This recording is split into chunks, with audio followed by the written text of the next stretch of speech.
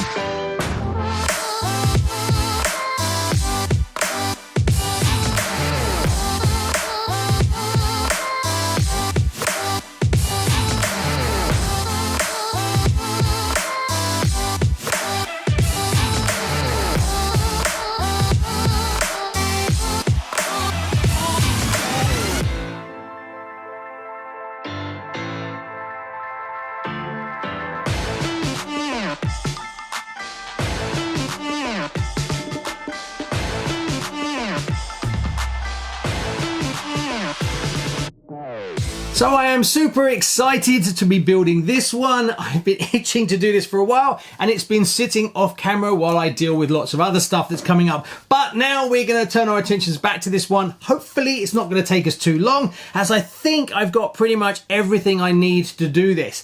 In this video, we'll probably end up building the chassis up, putting all the electronics in and bringing it to life. And then in the next video in this series, we'll paint up the body that I have and then we'll take it for a blast, as I don't think I can get it all done in one video. So if you haven't seen the previous one, I actually did a chassis swap on a Clod Buster before and you really liked it. So at the end of this video, I'll put a link to it. Go check that out. This is a Race 2.0 chassis. This is from the Clod Shop, or what they call ukmonsters.co.uk, and this is the second chassis I've had from them and it's beautiful. The first one I really enjoyed and I wanted to take it a little bit further, so I sold that one on and then put that money back into this. And this, yes, this is going to be fun. I'm really going to enjoy this one. And all the bits and pieces that you need to go with this chassis to really take it to the next level. So we've got tons of bits. We'll cover all the extra options because there's so many options that you can get from them, as having the servos on axles and all kinds of little upgrades and bits and pieces. So we'll cover that in a second. So all I'm really going to do is take the axles from this. So the first thing we've got to do is build up 2 new axles. Now I've got a few bits and pieces so I can do the outside, but we need to strip down some of the old axles, give them a good clean, put them back together again, and then get them bolted to the chassis. So that's what we're going to do first. But let's go through some of the options you get with the Race 2.0. Depending on what you want to do with your Clod, you can get different types of chassis. This is a race chassis, so this is not built to be super strong for bashing. This is about speed.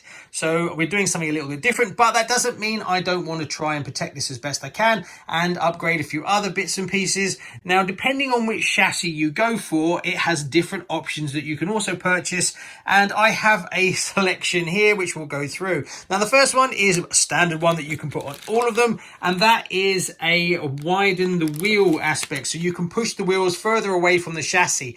I like this because I don't want the big wheels to crash into the body. I like to have as much freedom as possible so the suspension can move around as much as it can, and this is a good way to go. I had this on my last one, so I'm definitely doing that again. One I haven't done before, and this one is a way of strengthening up the actual axle ends.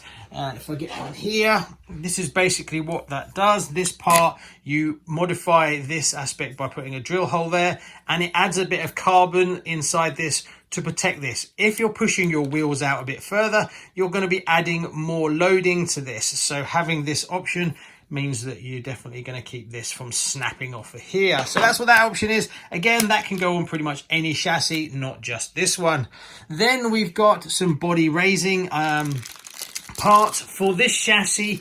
The body mounts are kind of fixed here, so that sets the height that you have the body. But what I wanted to do is I wanted to be able to adjust them so these actually fit on there, and you can raise up the body to be a different height. So that might be something I will use depending on the level of, until you get everything together where the body sits. So that's an option that's really for this chassis. Then we've got the BTA clear steering set. Now I want to do 4-wheel steer, so I've got 2 of them, and this pushes the steering behind the axle. This I really like. This is a brilliant feature that is on this chassis. On my old previous Clod, the on servo axle sits right at the front, and then the servo horn sits out in front of the axle, which means it is very vulnerable. And if you've seen the last video, you can see that this dug into the dirt when I was jumping it. So what I really liked is this pushes that behind. So the servo doesn't sit at the front anymore, and the steering is done from behind it, which is really cool. Also, you have some extra mounts where the servo goes. So the servo doesn't sit at the front anymore, it sits on the side of the axle. Then you can get, to go along with those, is a set of braces that go on the side of the axle. If I can show you, here's an axle here. So these go in between this plate here, and then you have another one. So you lose these standard ones and you actually replace them with a much stronger one. And then the servo actually goes here instead of sitting in the front. So that is really cool, and I'm really chuffed to have that on this, as I didn't have it in my previous one. Then we have these, which are basically top links. This goes on the top of the axle, and that attaches to this section here. So you need these. So as you can see, these are all beautifully made, carbon or machined aluminium, or aluminum, depending on what part of the world you're in. I think that pretty much covers everything. So first thing we've got to do is sort out the axles. So I'm going to strip them down, give them a good clean, got new houses for them to make them all pretty, and then we'll put them back together again, get them on the chassis, and then move on to using some of these cool parts. Right, so I've taken the 2 axles out of the original Clod chassis, so I have them here. The next step I need to do is dismantle them and then find out what's the best actual axle parts. I have the center hub replacements, but what I don't have is the actual ends and the arms themselves. So I need to find the best ones of those, the best internals. So that's the plan. So we carry on. Also, I've just removed the electronics as well. So moving on to the next step. So that's 3 axles stripped down. Now I can choose what's the best I can find from this bunch. Luckily, the gears are all looking pretty good. I will give them a good clean. I'll probably put them in the ultrasonic cleaner, but nothing looks too bad from a wear and tear point of view. Lots of bushes and stuff, so we're obviously going to replace that. Then we've got the hubs to sort out, but I'll do those afterwards, and then we can rebuild the axles. So let's clean up everything and then pick the best things, but nothing looked like it was bent, damaged, or abused too much. So after giving them a bit of a clean, they're all pretty much exactly the same. Not a single one of them is actually damaged, and they've all got roughly the same amount of wear on them. So I can just pick whatever one I want. Obviously, I'm not going to be using bushes. We're going to use bearings. Massive thanks to RC Bearings for sponsoring the show. So we can use new sexy bearings on everything. Stupidly, I built them all back up again and they were all done. And then I realized when I fit the bracket mounts here, you have to go inside and change some of the actual bolts. So yeah, I had to dismantle them all again. So I'm now taking this apart after just putting it back together again. Oh well, carry on. When you fit these carbon reinforcements, you have to drill the bottom hole. It doesn't exist. So I'm pretty sure it's a 3mm that you have to drill through, which is what I've got here. Pretty straightforward, because you can use the actual carbon bit as a template, so you just drill through the middle. So because you've got these carbon reinforcement parts in here, it comes forward. So what you've actually got to do is you've got to remove this section here. So I've done one. Now if you've got a Dremel, it's easier, but I don't have a Dremel. So I'm actually doing it with a set of snips and then sanding it a little bit.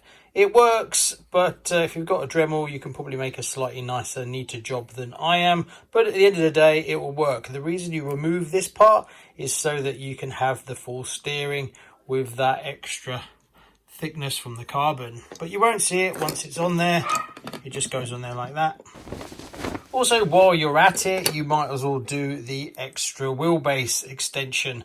You have to actually bolt it to the original hub and then you fit it on. So while you're doing it, you've got to do both things at the same time. 2 hours later. So after a good few hours, we have some lovely modified.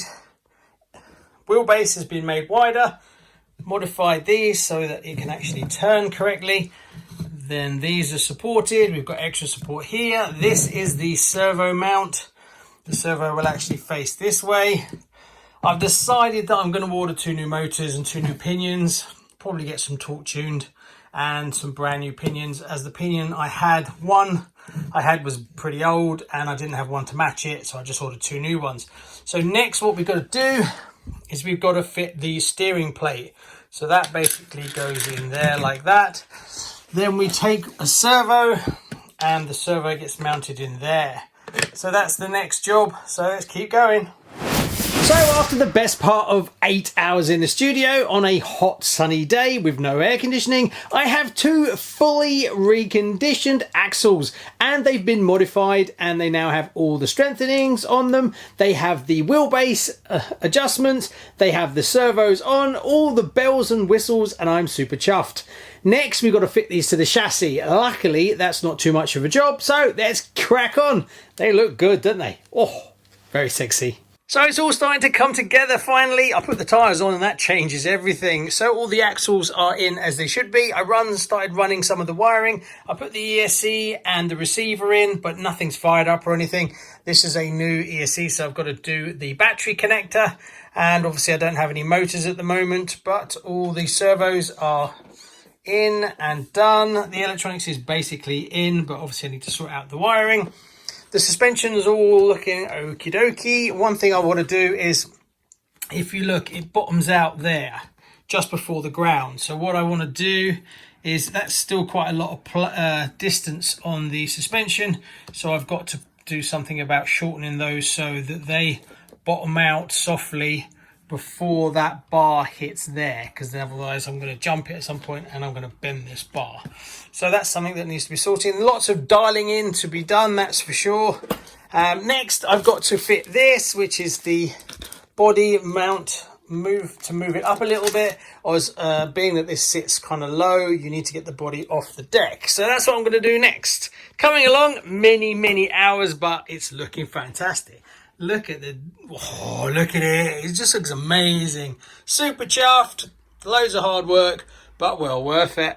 After many hours today, it starts to take shape.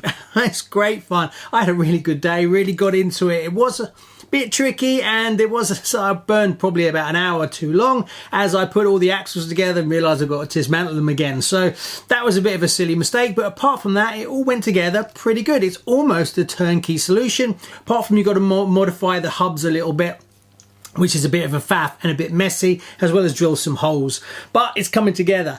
Now I need to order the motors and the pinions, like I said before, and I think I might shorten the wheelbase a little bit. It's actually on its longest at the moment, and this body is a bit short, so I might adjust that a little bit, but I might drive it to see how it goes first. It's not the end of the world if the wheels stick out a little bit. I'm not that fussed, so we'll play it by ear. So on the next episode, we've got to paint up the body, get it all sitting nicely. Then we've got to fire up the electronics, make sure all the steering's doing what it's supposed to.